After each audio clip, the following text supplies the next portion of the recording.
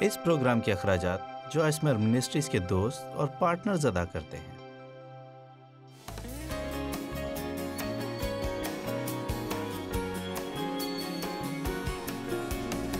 آج میں رکاوٹوں کو دور کرنے کے بارے میں بات کرنا چاہتی ہوں۔ آئیے دیکھیں کہ وہ کون سی ایسی چیزیں ہیں جو رکاوٹیں بنتی ہیں۔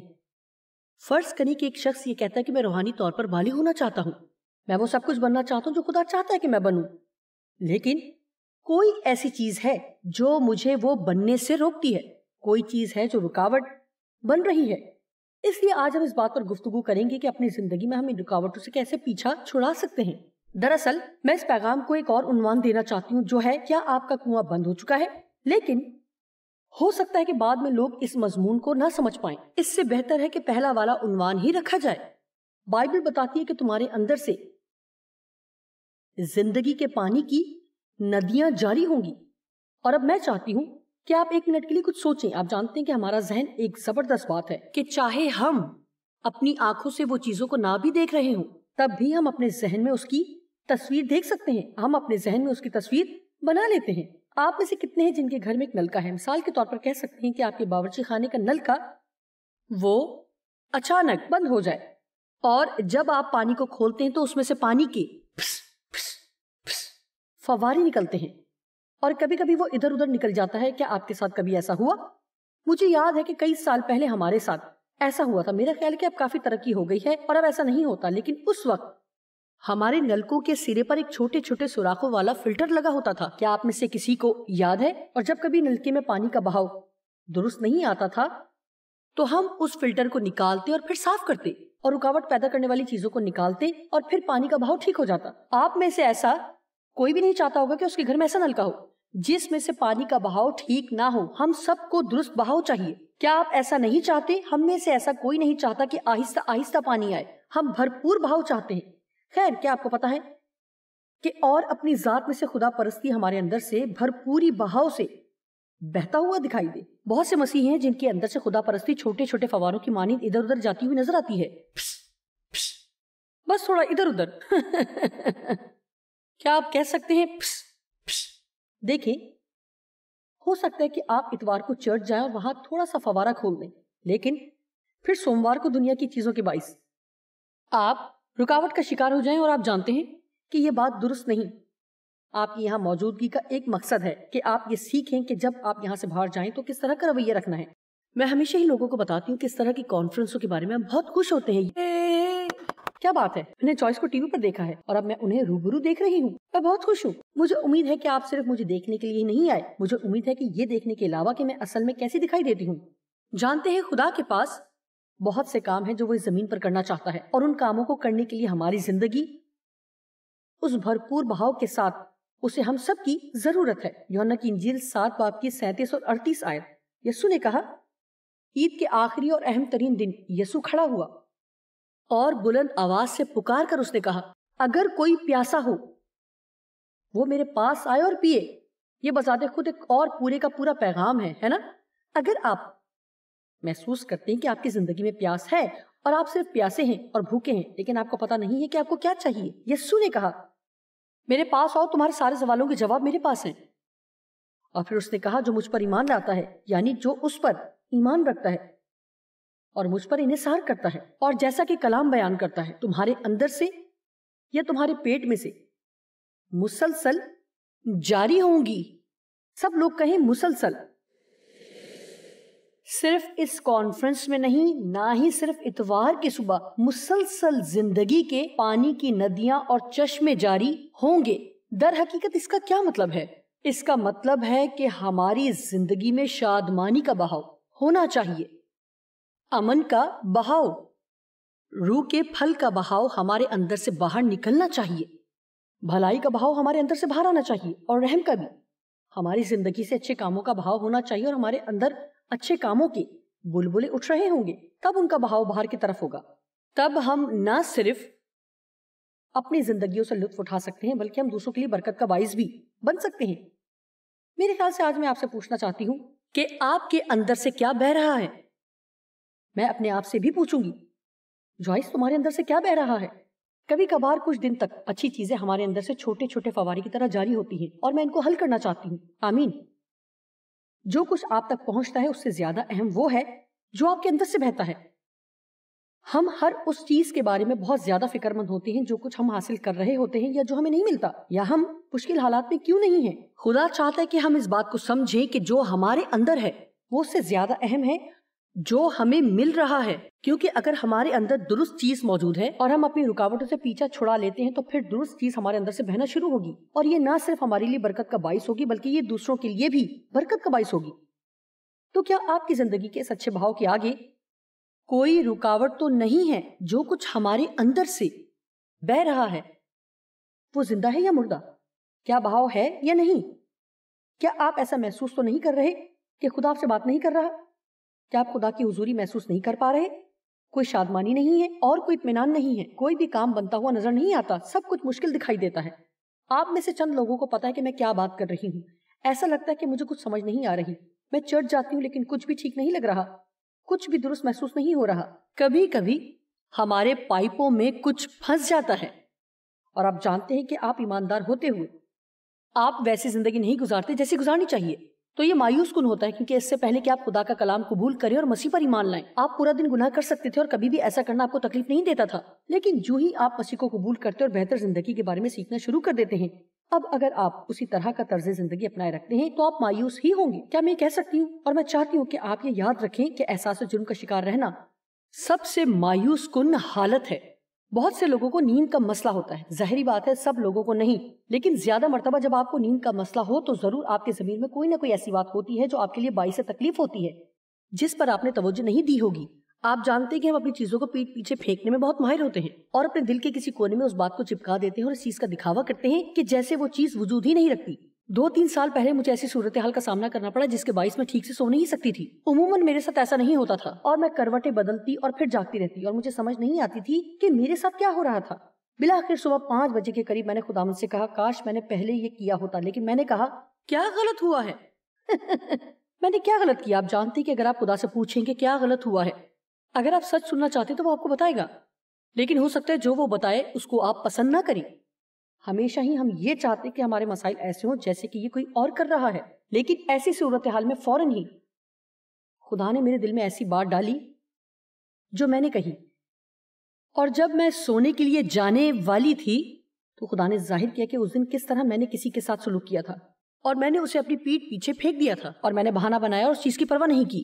ہمیں اتنا حوصلہ ضرور کرنا چاہیے کہ اگر ہم کسی کے جذبات کو مجروح کریں تو ہمیں اس سے معذرت کر لینی چاہیے, لیکن اگر ہم برا رویہ رکھیں تو بھی ہمیں معذرت کرنی چاہیے.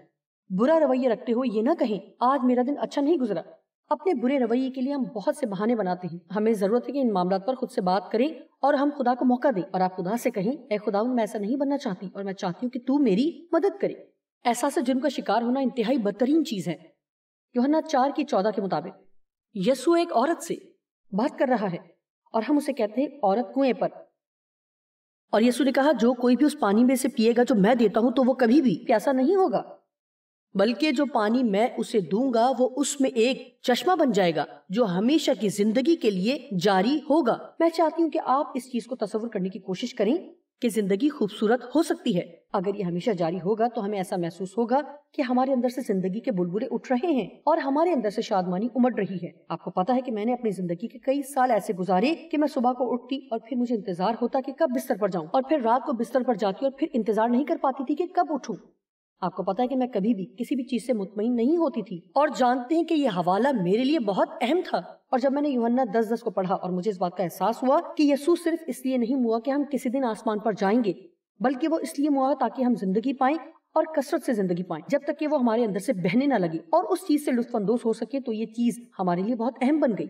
زندگی سے لطف اندوز ہونے کا مطلب یہ نہیں کہ مجھے وہ سب کچھ مل جائے گا جو مجھے چاہیے, یا اب میں آرام دہ زندگی گزارنا شروع کر دوں گی, یا اب میری زندگی میں صرف کامل لوگ ہی آئیں گے. زندگی سے لطف اٹھانے کا مطلب یہ ہے کہ مسیح میں ہم روحانی پختگی کے اس مقام پر آ جاتے ہیں جہاں چاہے ہمیں حالات و واقعات پسند آئیں یا نہ آئیں, کیونکہ کوئی بھی مشکل حالات پسند نہیں کرتا, تاہم پھر بھی ہم ایسی جگہ ڈھونڈ سکتے ہیں جہاں ہم خوش و شادمان رہ سکیں, چاہے ہماری زندگی میں کچھ بھی ہو رہا ہو. ایسا ہے نا جو کچھ ہمیں چاہیے. پولس اس بارے میں کچھ یوں کہتا ہے, میرا مقصد یہ ہے کہ میں اس کو اور اس کے جی اٹھنے کی قدرت کو جانوں، جبکہ میں اس بدن میں ہوں تو کسی طرح مردوں میں سے جی اٹھنے کے درجے تک پہنچوں۔ یہی وہ بات ہے جس کے بارے میں ہم آج گفتگو کر رہے ہیں۔ اس نے کہا کہ مسیح میں ہم ایک ایسے مقام پر بھی آ سکتے ہیں جہاں میرے ارد گرد موجود ہر طرح کی مردگی اور ہر طرح کے مسائل اور ہر طرح کے برے حالات اور شکوہ کرنے والے لوگ موجود ہیں، اور بہت زیادہ مالی اخراجات اور زندگی میں ہونے والی ہر طرح کی چیزیں ہیں۔ مسیح کے ساتھ جی اٹھنے والی زندگی کے وسیلہ سے ان تمام میں سے ہم اوپر اٹھائے جا سکتے ہیں۔ آپ جانتے ہیں کہ یسایہ 40 باب میں بائبل بیان کرتی ہے کہ جب ہم خدا کا انتظار کرتے ہیں تو عقابوں کی مانند ہم بالوں پر سے اڑتے ہیں جو بہت اونچی پرواز لیتا ہے۔ اگر آپ نے اس حوالے کو صرف پڑھنے کی حد سے بالاتر ہو کر نہیں دیکھا تو شاید آپ اس کی مکمل خوبصورتی کو سمجھ نہیں پائیں گے۔ چونکہ عقاب میں بہت اونچا اڑنے کی صلاحیت ہوتی ہے، وہ زندگی کے طوفانوں سے گھبراتے نہیں ہیں۔ دراصل ان کی نظر بہت تیز ہوتی ہے، وہ کئی میلوں دور سے ہی آنے والے طوفان کو دیکھ سکتے ہیں اور اس سے دور بھاگنے اور برا رویہ رکھنے کے بجائے یا خوفزدہ ہونے کی بجائے اس کے آنے کا انتظار کرتے ہیں اور طوفان کو اپنے نزدیک آنے دیتے ہیں، اور جب وہ طوفان سے ٹکراتے تو وہی طوفان ان کو مدد دیتا ہے تاکہ وہ اس طوفان کی مدد سے اس کے اوپر ہو جائیں اور آزادی سے ہوا میں اڑ سکیں اور دیکھ سکیں کہ نیچے کیا ہو رہا ہے۔ اور دیکھیں، بطور ایماندار ہمارا طریقہ بھی یہی ہونا چاہیے۔ ہمیں مسائل سے دور بھاگنے کی ضرورت نہیں۔ آمین۔ اور آپ کو پتا ہے کہ کیوں؟ آپ کو خدا کے ساتھ چلنے کا کافی تجربہ ہونا چاہیے اور وہاں تک پہنچنے کے لیے کچھ وقت درکار ہے۔ لیکن ایمانداری اور سچائی کی بات ہے کہ ہم میں سے کوئی بھی مسائل کو پسند نہیں کرتا، لیکن اگر آپ خدا سے پیار کرتے ہیں اور اپنی زندگی میں وہی کچھ چاہتے ہیں جو وہ چاہتا ہے اور ہمت نہیں ہارتے، تو واقعتاً کوئی بھی ایسی چیز نہیں ہے جو آپ کے راستے میں رکاوٹ بنے اور جسے لے کر خدا کسی نہ کسی طرح سے آپ کی زندگی کے لیے فائدہ مند نہ بنا سکے۔ شاید وہ چیز اتنی اچھی نہ ہو لیکن خدا اچھا ہے۔ اس کا ہرگز یہ مطلب نہیں کہ خدا ہی اس مسئلے کو لایا ہے، لیکن وہ آپ کے لیے مسئلے کو استعمال کرے گا تاکہ آپ کو مضبوط ایماندار بنا سکے اور اچھے گواہ کے طور پر آپ کو کسی دوسرے کے لیے استعمال کر سکے۔ آپ میں سے کتنے لوگ اس وقت کسی مسئلے کا شکار ہیں؟ ہمارے بھی مسائل ہیں۔ کیا آپ جانتے ہیں کہ پچھلے 3 سالوں میں 2 بار میری کمر کا آپریشن ہوا؟ ایک اعتبار سے یہ ایک اچھی جدت ہے کہ اب جسم کے مختلف اعضاء تبدیل کروائے جا سکتے ہیں۔ یہ بڑی زبردست بات ہے، اور پھر آپ شفا کے عمل میں سے گزرتے ہیں اور پھر وغیرہ وغیرہ میں سے گزرا جاتا ہے۔ میں ایک چھوٹے سے مسئلے کا شکار تھی اور وہ پتہ نہیں لگا سکے کہ میرے ساتھ کیا مسئلہ ہے۔ وہ سمجھے کہ یہ میری کمر کے کسی حصے کا مسئلہ ہے۔ آج صبح جب میں یہاں آنے کے لیے تیار ہو رہی تھی تو مجھے ارک النساء کا درد ہو رہا تھا جو کہ میری کمر سے ہوتے ہوئے پیچھے ٹانگ میں جا رہا تھا۔ خیر، آپ جانتے ہیں کہ میری زندگی کامل نہیں ہے، تاہم میں اپنی زندگی میں بھی وہی اصول اپناتی ہوں جنہیں اپنانے کے لیے میں آپ کی حوصلہ افزائی کرتی ہوں۔ ایسا نہیں ہے کہ آپ پیغام سن رہے ہیں لہٰذا آپ کے پاس مسائل نہیں آئیں گے۔ در حقیقت بنسبت اس کے کہ جب آپ کچھ نہیں کرتے تب آپ پر زیادہ حملہ ہوگا۔ آپ کو پتہ ہے میں دشمن پر اختیار دیا گیا ہے، اور بے شک وہ کسی ایک طریقے سے یا ایک طرح سے ہمارے خلاف آتا ہے، لیکن 7ویں دن وہ ہمارے سامنے سے بھاگ جائے گا۔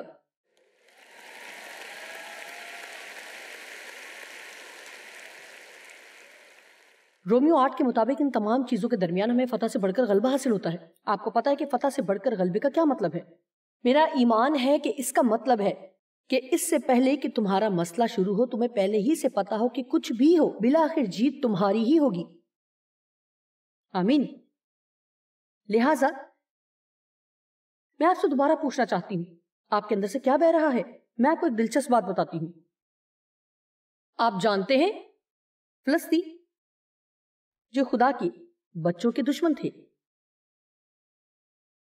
ان کا جنگ کرنے کا ایک طریقہ کار تھا اور اسرائیلی بھی اسی انداز میں جنگ کیا کرتے تھے۔ ان دنوں میں مختلف طریقوں میں سے ایک طریقہ جس سے دشمنوں کو شکست دی جاتی تھی کہ ان کے کنووں میں پھینک کر مٹی ڈال دی جاتی تھی۔ آپ جانتے ہیں کہ میں کس بارے میں بات کر رہی ہوں۔ وہ کنووں میں مٹی، پتھر، بجری اور چٹانوں کے ٹکڑے ڈالتے جاتے تھے یہاں تک کہ جب تک ان کنووں کے پانی کا بہاؤ بند نہ ہو جائے۔ ایک اور طریقہ یہ ہوتا تھا کہ وہ ان کی جائیدادوں پر اتنے پتھر پھینکتے تھے کہ وہاں پر کوئی فصل نہیں اگ پاتی تھی۔ چند سال پہلے جب میں نے یہ حوالہ دیکھا اور پھر ایک بار میں نے یہ پیغام بھی سنایا، مجھے نہیں معلوم کہ میں نے دوبارہ پیغام کیوں نہیں سنایا۔ میرا خیال ہے کہ یہ بہت زبردست مثال ہے۔ آئیے پیدائش 26:15 دیکھیں۔ اور انہوں نے سب کنویں جو اس کے باپ کے نوکروں نے اس کے باپ ابراہم کے وقت میں کھودے تھے بند کر دیے اور ان کو مٹی سے بھر دیا۔ فرض کریں کہ مٹی اس دنیا اور اس کے طریقوں کو پیش کرتی ہے۔ اگر دشمن جو کچھ کرنا چاہتا ہے وہ یہ ہے کہ وہ ہماری اندرونی زندگی کو دنیا کے ان تمام طریقوں سے بھرنا چاہتا ہے. تو چاہے ہم ہفتے میں 2 یا 3 بار چرچ جائیں اور ہم اپنی بائبل کو پڑھیں اور کچھ چندہ بھی ڈالیں، تو پھر ہم میں اور دنیا کے باقی لوگوں میں زیادہ فرق نہیں ہے، کیونکہ دشمن مسلسل یہ کوشش کرتا رہتا ہے کہ ہمیں دنیا کی طریقوں سے بھرتا رہے. کیا آپ میں سے کوئی ایسا ہے جو ان دنوں میں آزمائشوں کا شکار معلوم ہوتا ہو اور جس کے لیے معاشرے کی بدعنوانیوں کے باعث ثابت قدم رہنا مشکل ہو رہا ہو؟ اور آپ کو پتا ہے کہ کئی بار بطور مسیحی اگر آپ گناہ اور ناراضگی کے خلاف مضبوطی سے کھڑے ہوں گے تو ہو سکتا ہے کہ عرصے کے لیے آپ کو اکیلے ہی کھڑے رہنے کے لیے تیار رہنا پڑے. آمین.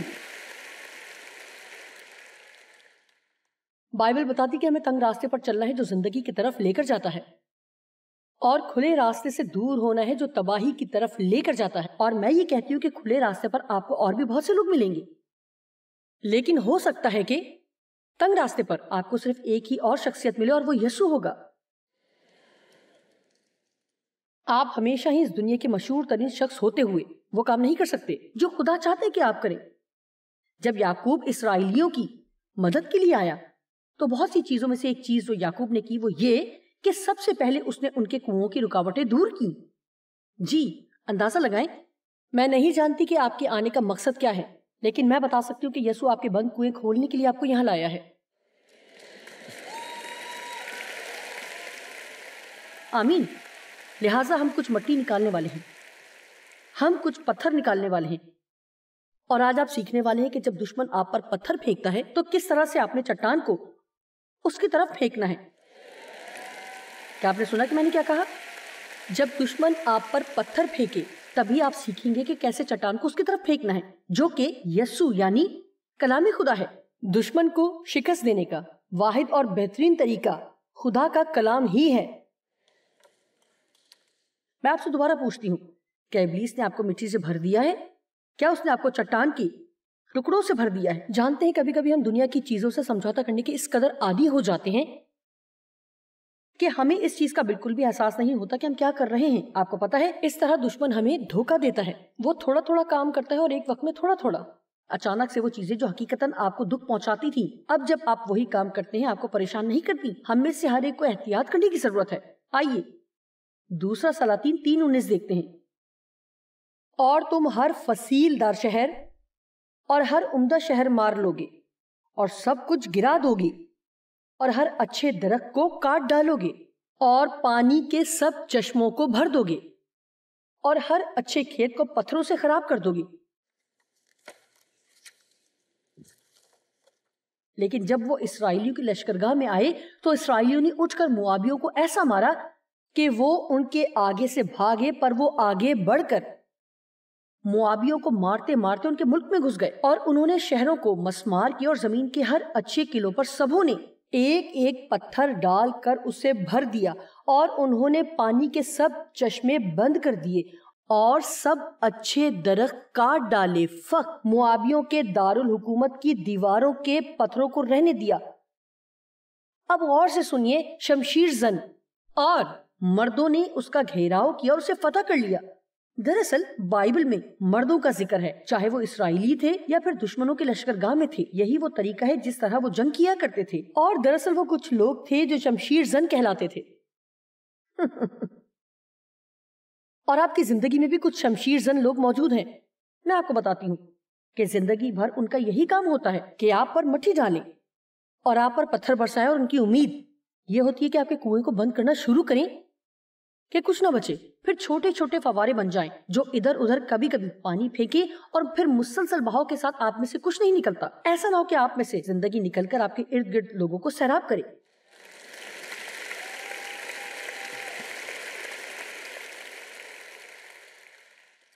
لہٰذا آج میرے ساتھ کچھ شمشیر زن موجود ہیں.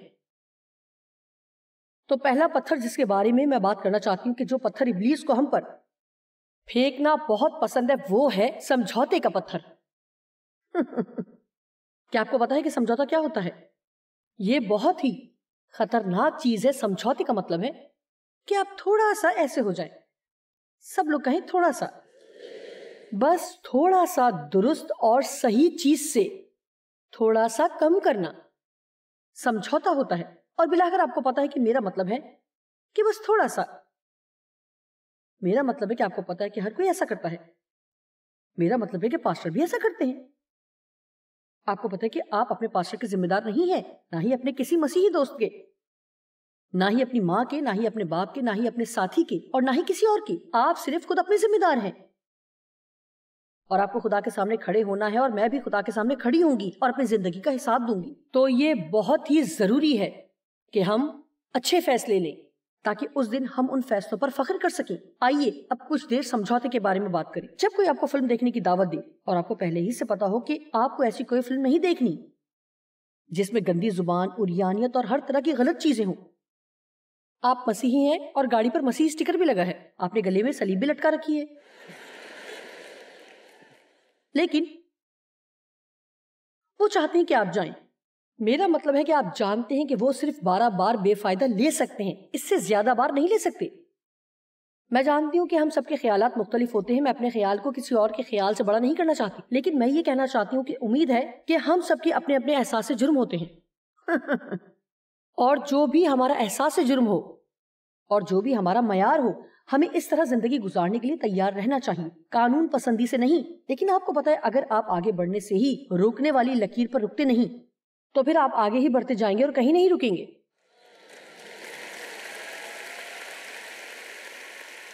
آمین. ہو سکتا ہے کہ آپ کسی محفل کو چھوڑنا نہیں چاہتے اور کسی ٹی وی پروگرام کو بھی, اور اسے ضرور دیکھنا چاہتے ہیں, حالانکہ شاید وہاں پر تھوڑا پینا پلانا بھی ہوگا, یا آپ جانتے کہ وہاں پر چند ایسے لوگ بھی موجود ہوں گے جن کا معاشرے میں برا اثر ہے. آپ کو پتا ہے کہ یہ تھوڑا سا ایسے ہوگا اور اس سے اتنا زیادہ فرق نہیں پڑے گا, اور کوئی بات نہیں, آخر باقی بھی تو کر رہے ہیں. آپ کو پتا ہے کیا, یہی وہ وقت ہے جب ہمیں ایسے حوالہ جات پر غور کرنا چاہیے جن میں لکھا ہے اگر تیرا دائیں ہاتھ تجھے دکھ پہنچائے تو اسے کاٹ ڈال, اور اگر تیری آنکھ تجھے دکھ پہنچائے تو اسے نکال پھینک. یہی وہ بات ہے جو وہ کہہ رہا ہے. غور کیجئے, آپ روحانی پختگی حاصل نہیں کر سکتے, میں بھی نہیں, آپ بھی نہیں. ہم وہ نہیں بن سکتے جو خدا چاہتا ہے کہ ہم بنیں, اور پھر وہ بھی کریں جو کہ باقی دنیا کے لوگ بھی کر رہے ہیں.